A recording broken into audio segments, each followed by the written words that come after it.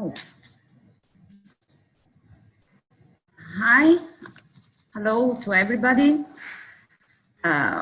Welcome. We just wait 1 minute that everybody comes inside. We're pretty a nice group here.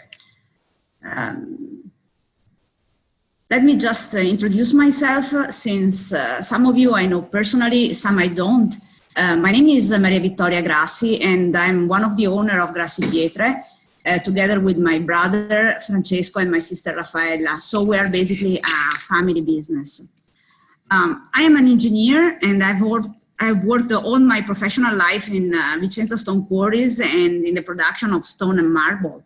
I'm an engineer and I'm not a geologist, so I don't want this one to be a lesson. I'm more than happy to make it interactive as far as possible. So any question that you have, we are here. There is Marina who helps me with, all this technical part here, and she's joining me, although from her house, because we're still bound home here in Italy. Just a pair of rules for this webinar so that we don't make a lot of confusion. Your microphone is off right now, but you can intervene at the end. I mean, there is a chat and you are free to use that. If there is any question, please go ahead and write that or raise your hand, and either Marina will read it out or we will organize to give you an answer, because otherwise it becomes a little bit of a mess, because there's quite a few people here, so I'm happy for that. I'd just like to talk to you a little bit and explain you why we decided to do a webinar. So if you have a second, I'll just share my screen here and let's start. I think here, share. I hope that by now you can see in the screen that I share here. Basically, our company is an exporter company. So we have been working a lot of years with many architects, designer and marble companies to do very, very nice projects around Italy, but also a lot outside of Italy. Typically, they are quite high-end projects. Most of them, as said, are not in Italy. And of course, right now, we cannot travel. And we cannot bring to you our presence. So I thought it was a good idea to share with you what you can see here and to show you when you can come here, what you can find in Italy. So the first thing that I think when I think about my company is quarries. And this is why we started this series of webinars talking about the quarries. When we think about the company and the quarries, the first thing that comes to my mind is Palladio. Because this person is the one that made our company and our material actually famous in the world. And we decided to make it sense to bring you on a tour from the quarries, the one that he used, and to bring them up to today, how we make it today. And so we start a little bit our journey here. We start to explain you where we are in Italy. If you're a marble company, for sure, you know the area of Carrara, which is the one highlighted in white down here, you see? Can you see my mouse here, I think? Okay, that's Carrara. This is very famous for marble, of course. We are in a little bit in another area of Italy, which is here on the right side. And here we have, of course, Vicenza, which is a small town. It's between Verona and Venice. For sure, everybody knows Venice and knows all the city that is there. And let me just bring you instead a little bit in Vicenza, in this place here, to show you what you can find if you can come here and meet with us. So that's the typical view, the main view that you find when you come to Vicenza. Most of the places that you see here are connected with Palladio. This is the Basilica Palladiana here. That's one of Palladio masterpieces. And of course, I mean, when we think about building, we always think about stone. So Pietra di Vicenza Bianca. This is the nice view, I'm sorry. This is the nice view that you have here. When you go, above here, you have a full view of the city. And the statues that you see there are all done with bianco avorio, so with our stone. It's, by the way, a nice place where also, to relax in the evening, to get, there's a nice bar over there and to get a drink. Here we have Teatro Olimpico. This is another masterpiece of Palladio, and it's just say a walking distance from Basilica Palladiana. This is another piece, Loggia del Capitaniato, very important, all done with some very nice reliefs by Donatello, but still with our stone, just so that you can get a glimpse of what you would find if you come here in Vicenza. If you move a little bit outside Vicenza, but still like walking distance, you find the symbol of Vicenza, Villa la Rotonda. Main stone used again is Pietra di Vicenza. Everything comes together. However, if you want to see quarries, we have to take the car and take like a 20-minute drive from there, from the city. And let me just show you what you can get. Here it is. This is the typical view that you can find in the Berici Hills. It's a nice area. There are a lot of houses, a lot of small towns around. There are vineyards. It's a place where you can have a nice trip on Sundays. There are a small lake. Let me just show you another view again of the Berici Hills. That's here. That's where everything starts from and where all the quarries are located.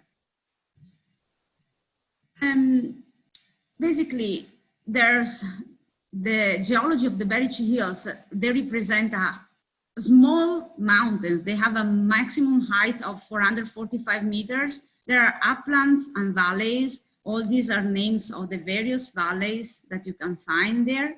We have a small lake, so it's a nice place, you know, to have a day hike also. And we go back to quarries. When you think of quarries, the first things that comes to your mind are open air quarries. That's a photo that I got from Google, and that's an area of Carrara. No, that's not what we are finding in Vicenza, because they are totally different ones. And we have to understand why. That's the view of our quarries. So you see here, this is our quarry. You don't see anything, and that's correct, because our quarries are tunnels, so you don't see them from outside. It's a totally different way of working than in an open mine, because there's nothing to see from the outside. Why we do that? There's a reason to do that. And to understand that is like we have to go back and understand the origin, the geological eras, and understand how the stone was formed. And that's the reason why we quarry the stone the way we quarry. So here is a small graphic of the timing together with the temperature. The stone was formed in this area, in the Eocene one. So glaciation was already past, temperature was quite high, and we are talking about this time of the formation of the stone. That's when Berici Hills formed for the first time. We are talking about 50 million years ago. In this period, well, Vicenza did not exist, of course. Actually, there was here where I am now, there was just a sea. That wasn't a very deep sea, but there were a lot of fish, of course, and there was some few volcanoes, and rivers were bringing debris to the sea that was there. So all the fish and the debris from the rivers created a marine sedimentations. So that's why, that's the period when the stone, especially few of them, Pietra di Nanto, Giallo Dorato, Pietra del Mare, Grigio Argento, and Grigio Alpi formed. So you see here, this is something typical that we find in our stone. These are the limestone fossils that we have. These are the nummulitis. Why we do have so many kind of stones? Well, they come from different area of the hills right now, but what is the main difference between these here? It's the color. Few of them, the first three here, are yellow. The last two here are grays. Why do we get this difference? main reason is iron. They do contain iron, but on the yellow one, the iron is oxidated, so they have a nice yellow ochre color, while the last two here, the grigio argento and the grigio alpi, have more gray colors due to the iron not being oxidated. And that's the first moment when we start having the formation of the Pietra di Vicenza. To get to the second round to form Pietra di Vicenza, we need to go. Oh, by the way, these are the fossils that we keep just to show you what it is, you know. When we find them today inside our stone, we keep them on site and we put them inside our offices in a small area. So if you come in Italy, that's what you will see here, and I'm more than happy to show them to you. This is, I think, fish teeth, something like that. As I was saying, this is the second round where Pietra di Vicenza formed. The situation has changed. We are talking about, so 20 million years have passed, and so, you know, the situation is totally different. There's no more an open sea here, but we have a lagoon. There is a coral reef. The sedimentation continues, but is of a different type. So the fish are smaller, and typically is the coral pieces that deposit. What we come out to have is a smaller grain stone, and what we obtain is white Vicenza stone, so bianco, what we call typically bianco avorio, which is a finer grain and there's no iron inside. So it's white, it's no more yellow or gray.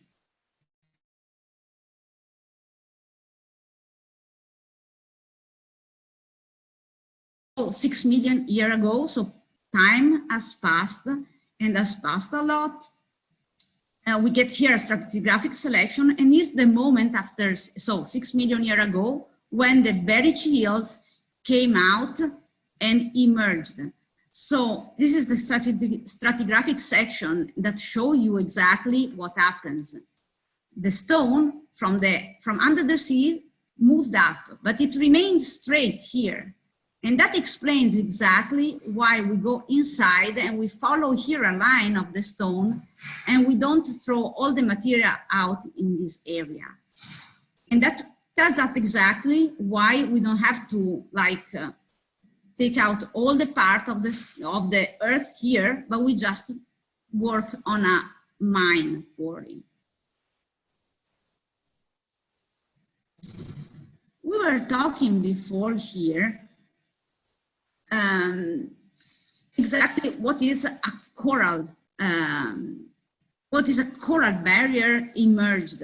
And that's a photo to show you exactly what it is today, what we have today of this coral barrier that came out. Here it is, for example, this is in Lumignano. This is a small town, and you know, it seems to be a really nice rock surface. It's, I mean, if you want to rock climb, this would be really nice to be here and, you know, and go up on that one. This is basically the coral barrier that came out. And this photo is, for me, particularly interesting also because you see a house here at the entrance. I think these kind of houses, well, they had the same idea 1,000 years ago, because people were living in this kind of construction. What did they do? They could carve out a small area inside a quarry, and they had basically one room. To have a house, they just had to close the door and the house was done. Another child was coming. They would carve a little bit inside the mountain and another room was made. So it was a great way of using nature. We have also to remember that our stone is not extremely hard. So it has always been a nice way of, you know, a nice product and quite easy to take it out. Also, if they had to work by hand. Basically, what they were carving are this kind of material. So this is the bianco. That was the easiest to carve. No fossils, fine grain. We have there different materials also. So we have the giallo dorato. We have here more fossils we see there with the iron contact, pietra del mare, fossils again, little bit of iron content also. And then we go on the gray stone. So we have grigio argento with some fossils, but here the iron is not oxidized. And here the grigio alpi, still not oxidized and a lot of fossils inside. And these are the same material that they have always found. So from 1,000 years ago up to today. If we talk about quarry in the past, at the time of Palladio, but also before, well, of course, this is a photo, so it's not, that doesn't date back to Palladio time, but the way of working up to the 20s, that was always the same. Actually, we had the first description about quarries in Vicenza area due to the Romans. So we're talking about 1,000 years ago. There is a city whose name is Custozza. Custozza comes from the Italian word that is translated into English custody. Basically, these kind of quarries were prison for the Roman. And actually, yes, the way of working was quite hard. You can imagine there was no electricity. Everything was done by hand. And people had to learn how to do. Of course, they had learned to build some kind of tools that could help them, but it was still a very, very complicated work. And all these here are special words used for the job of the quarryman. For example, priara was the old way of calling the quarry.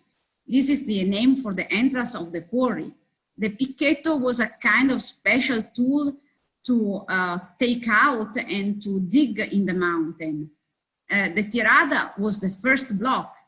Of course, the first block was always the most complicated to take out.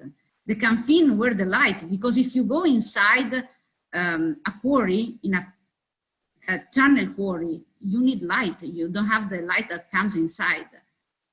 The binda was this kind of things here that could help to move the block as much as possible. So there was a lot of people working in these quarries. And this was the typical appearance. Again, some coral reef. You see some stone, and very easily, you just decided it would make sense to give a try. You saw stone, make a hole, and try to see if the stone was good. That's another photo again. This is one entrance of a quarry that then we have been using a lot in the time. First of all, this is a yellow quarry. You see there is some yellow and some grays. That comes quite often together. Here is not oxidized material. This is not oxidized.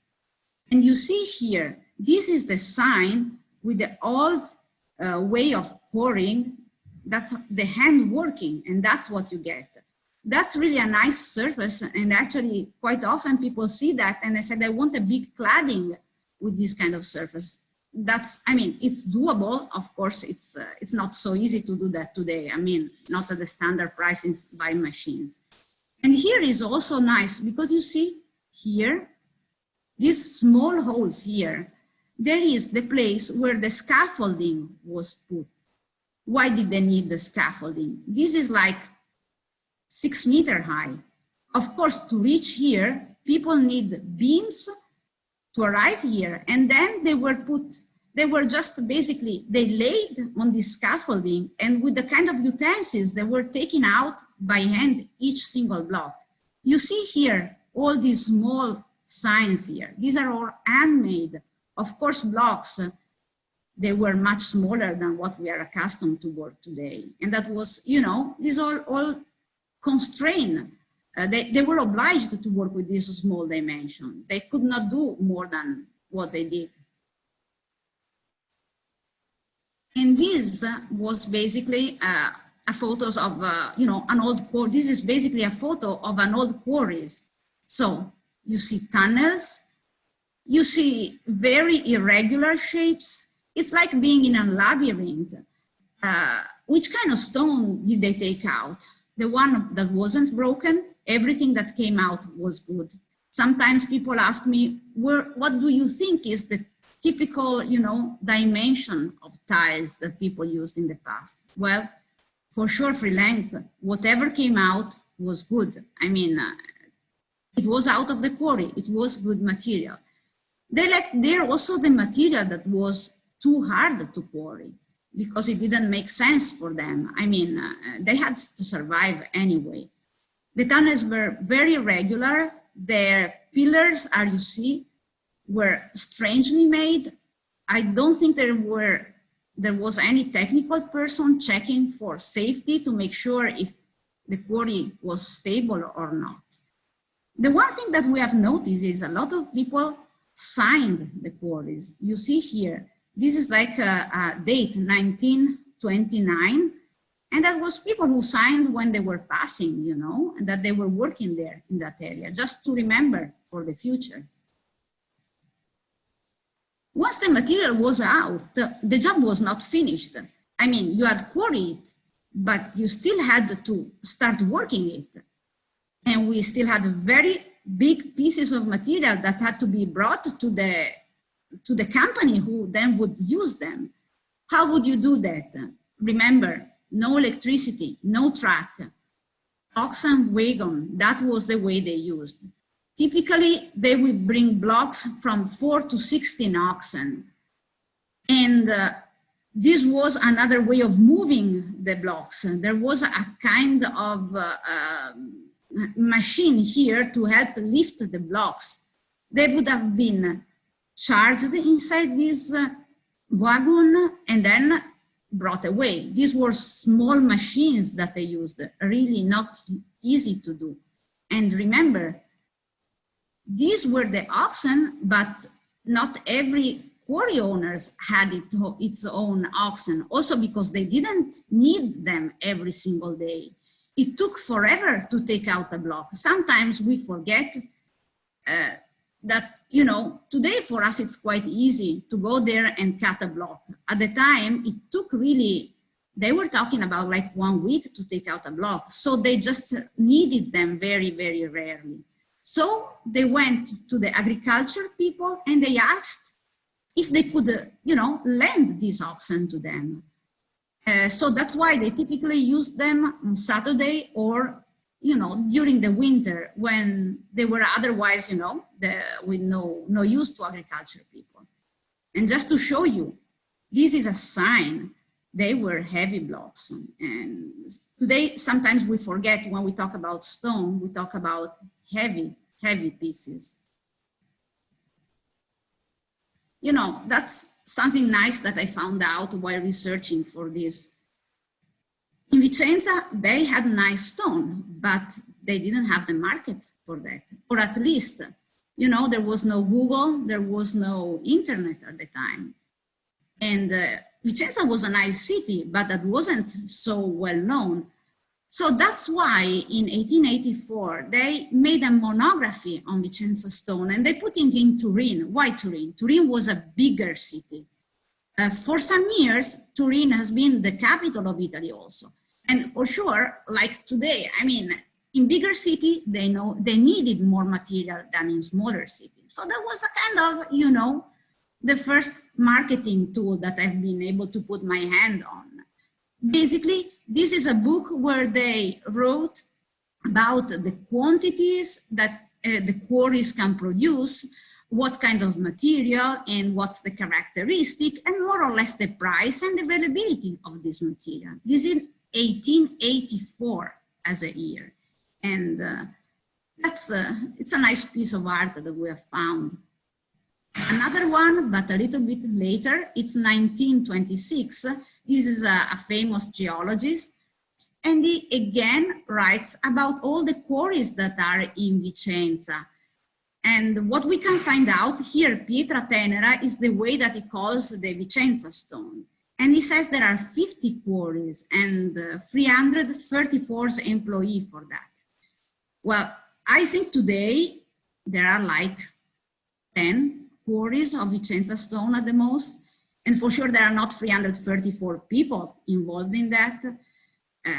Typically, a quarry has 2 to 3 employees working inside, and that's the most of it. But the quantity that we provide is, you know, it's totally different. But the world has changed since 1926.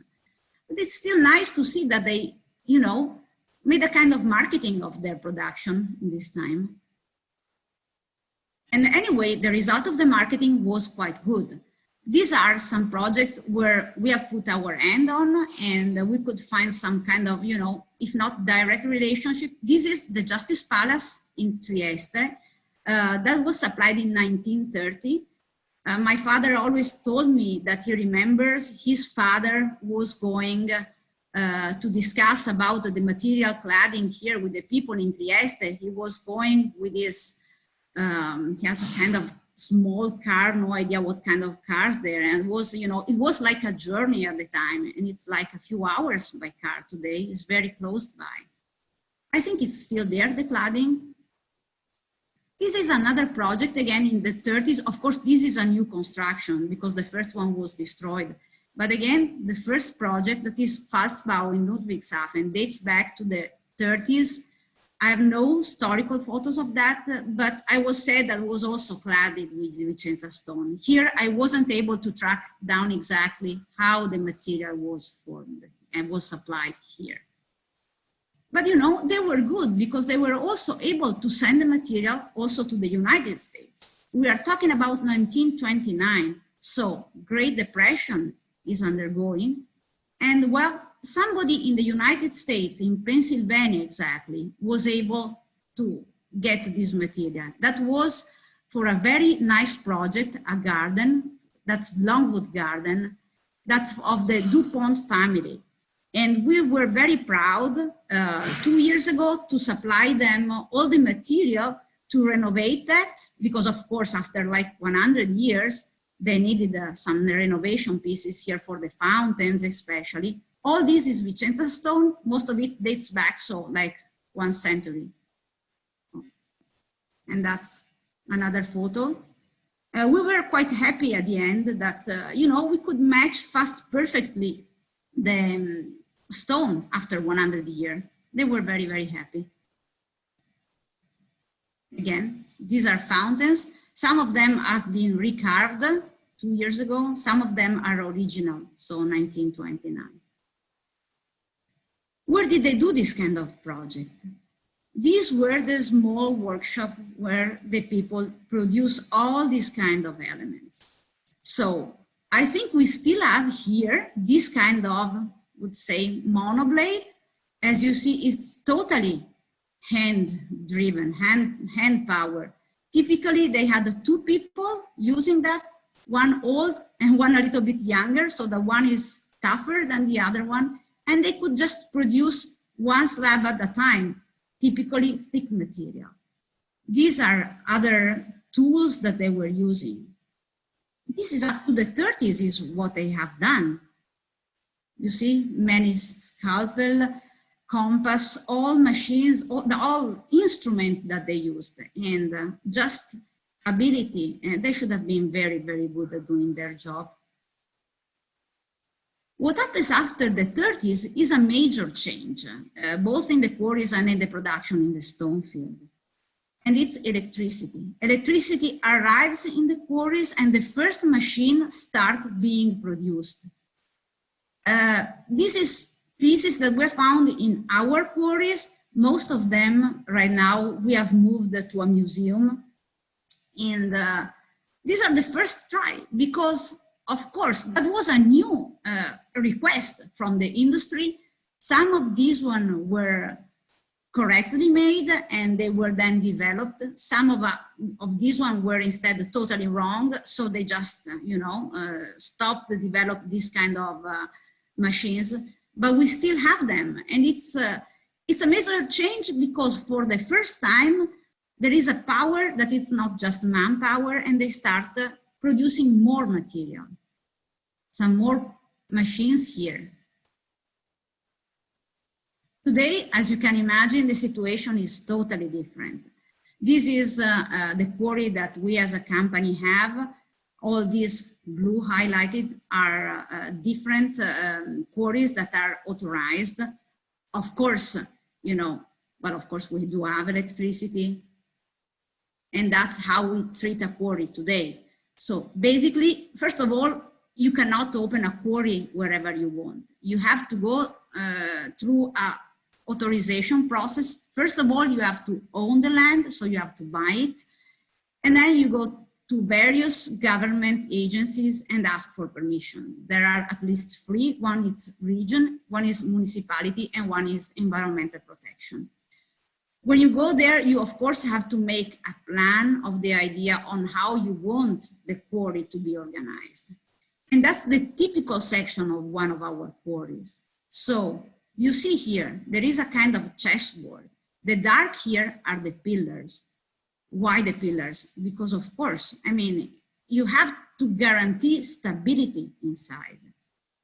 Also, remember that when we talk about, if we go back to one of the first slide I showed you, the Vicenza Stone is not in all the mountain, it's just in one layer, like here, and it's approximately from 10 to 12, 13 meter high maximum.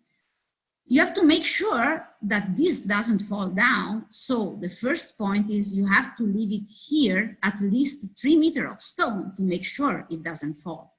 So at the end of the day, you take out 25% of material, leaving the material here for the pillars, and you take out another 20% of the material, approximately leaving it here because on the upper part so that it doesn't fall down. Well, you have to calculate that if you have 10 in a quarry, you already have to leave there 5. But that's what you have to do, and that's the only way to work in safety. Also note here, there are always 2 entrances, and that's something that makes a lot of sense. I mean, you are inside a mountain, so you must make sure you are safe. If whatever happens here, you have to have the ability to go out from another side, just to be safe. Here are some photos of one of our quarry entrance. As you see, there is basically, well, you don't see there is a quarry, you just see a gate. There is normally a piece of paper that shows that the name of the authorization and everything here, but apart from that one, you wouldn't know it's a quarry if you don't see that here. I have noted here in Google Map 4 entrances of our quarries, but you don't see them if you don't know where they are. I mean, that's it's holes like that, but all around is all nature. And that's what you would find if you are able to enter here. So that's what we call our silent cathedrals. And I tell you why. First of all, the height of this one. Once you enter here, it's a special feeling. You have a lot of place above your head. And it's a cathedral because for us, it's like building. I mean, of course, when you build, it's like you add up. Normally, you don't take it out. But here is the same way. You have to make the same static calculation. You have to make the same, you have to be safe like in a construction. Just again, we don't add up the material, we take it out. This is a particular nice area because it's the connection between the old quarry and the new one.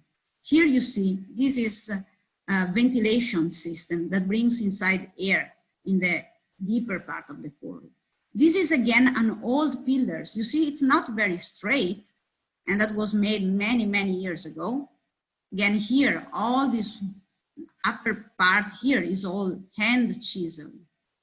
And once you go inside there, there's no noise. It's totally silent. It's just you.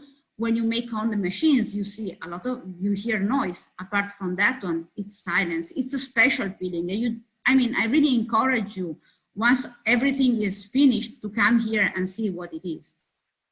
Now we move to see what it happens when we really go and cut the material there.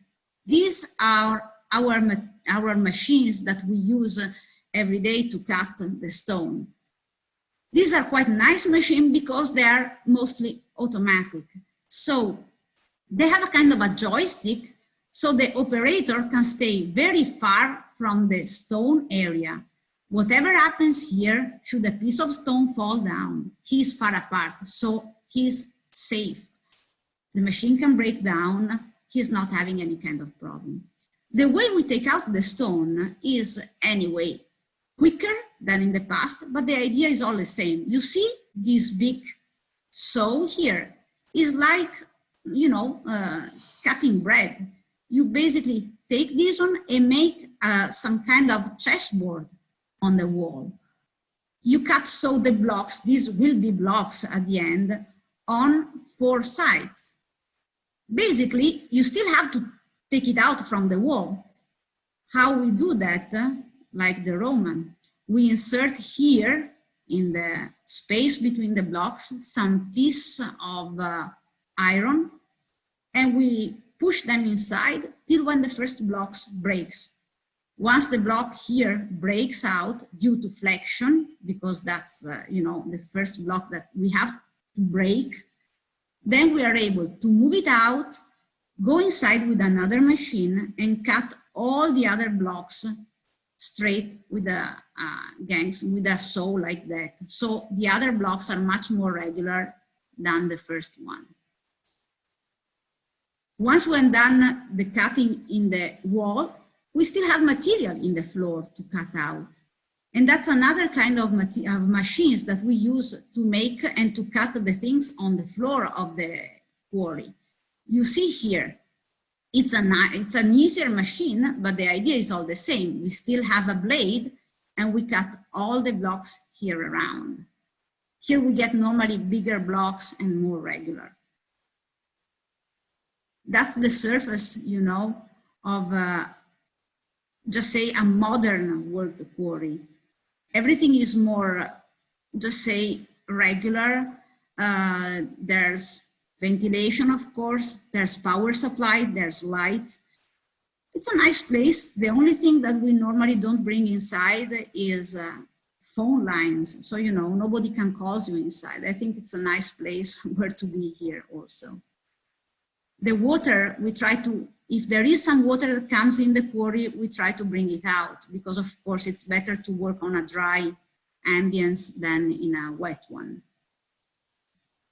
And this is the result at the end. So blocks, once they are cut, are wrapped around to maintain humidity, which is constant inside the block, so that they don't dry up too rapidly.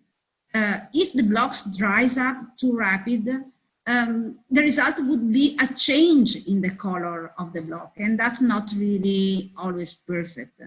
So you see they are anyway very regular. And another thing that is important, but this is because of the market request, we always write in the block the date when we quarry it and the area in the quarry where we quarry it, so that we can then know exactly where the blocks come from when we bring it down to our company.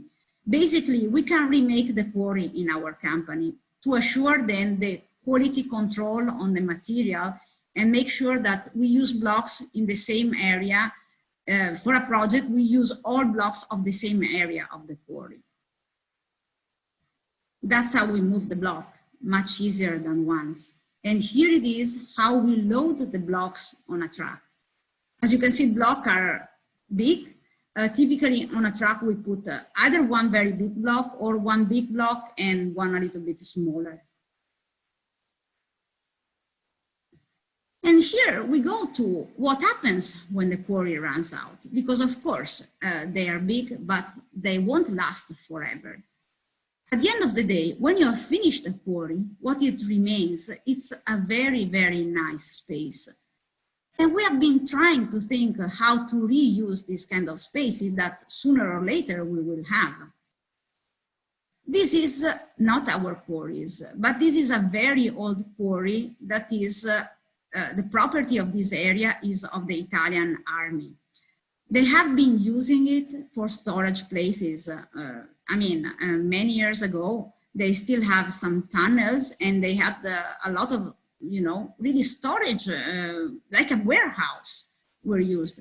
It's a pity that these kind of spaces are not open to the public, because I think you could have some nice places, but you know, it's the army, so nobody is allowed in. Another way of reusing quarries is mushroom cultivation. Well, what's best than having an area which has naturally constant humidity, constant temperature, and no light? So this was the typical use for, you know, abandoned quarry around here. This is something that I prefer. This shot has been taken in our quarry. We have a part of the quarry which is basically finished, and it's the Giallo Dorato, one part of the Giallo Dorato quarry. Fabian Illuminazione is a company that makes light, and they needed a shooting area for their cathedrals 3 years ago, and that's the result. You can see here, these are great lamps, and with the light that they had and the color of the Giallo Dorato, that was really an interesting presentation and reuse of a space that otherwise would have just stayed here doing nothing. This is another kind of shooting that we have allowed.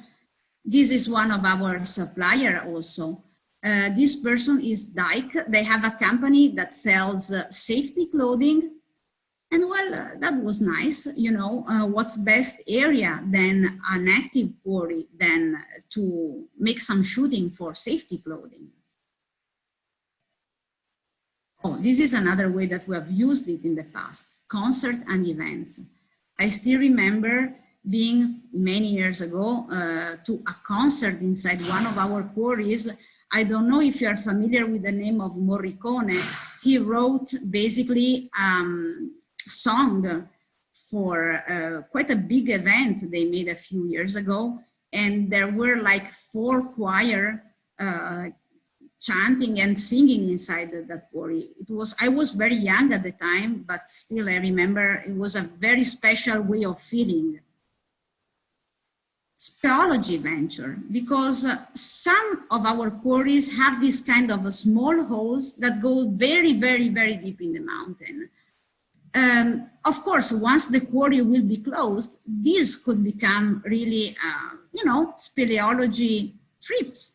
Of course, you have to be very expert to go there. It's not something that, you know, every person can do, but there are kind of association that really likes bringing people inside, and they had some nice time there. Wine cellars, that's another way of reusing quarries in the future. Again, constant temperature naturally, no light, constant humidity. That's the best way to have the wine be maintained in time. And of course, you know, we still are in Italy, so restaurants are another way of using quarries. This is basically a not very far away restaurant. They had just started quarrying. The quarry was very bad as far as material was concerned, so nobody wanted to go through with that one. And so they just opened a restaurant, and it's a great place where to have dinner, especially in summer, because it's always a cool place, and it's a different environment. It really gives a plus to the place here. And then, of course, museum. This is a museum that a small town nearby us has opened. They have basically cleaned up a very old and no more used quarry. Is named Cavacice. And they also have like restored a house where people have lived up to the 20s. You know, this is basically a house made inside a quarry. They did a great job here. And this is, I mean, if you come here, you can come and see it, no problem. On our site, we also decided to make a kind of a museum, but it's a special way. I mean, we had the quarry, and we also had a lot of, you know, extra elements that for 1,000 reasons were no more interesting for the market. They were either first pieces or, you know, stock pieces that then might be the taste changed. People are not interested on them any longer. Or simply, you know, they were made many years ago and they're not useful any longer.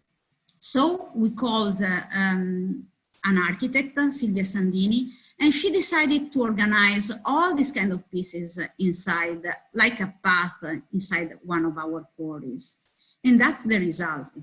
So you see here, we have tables, we have kind of statues here, some more statues here, and that's one of the events that we do make inside here. This is a group of architects that is visiting the quarry and seeing, so from the raw material, what you can obtain. I think it's a great way of showing the start and the end of the process. This is a wall where, if you want, you can just leave your name. And it's interesting to chisel in the stone directly in a quarry. And that's basically what we like to do at the end of our meeting. So we'd always like to stop and finish by doing a kind of, you know, small dining together, because I think that stone and wine and, you know, eating is always a good thing to work together. I mean, this was just a little bit of an introduction to our quarry, but I really hope that you can join us, you know, as soon as possible. Typically, we make this kind of event, for example, after the Verona show. So if for September everything, as I deeply hope, this situation will be over, I really hope that you can get in touch for us and eventually join us for this venture that we will make here. Because it's of course nice to have you here in the web, but you know, to touch the stone, to see it, it's a different things. And I just invite you, let us know if you can come by. That's a little bit the end of our presentation. Marina, do you have somebody that have some question? Do you have any kind of feedback on that? For the moment, no. If you have any questions, you can either unmute yourselves or you can write something in the chat, and Mariavittoria will be glad to answer your questions. We are making some more webinar in approximately 15 days. If you're happy, you will get an email from us. Anyway, if you have any kind of feedback, just keep in touch and we will be with you. Thank you to everybody.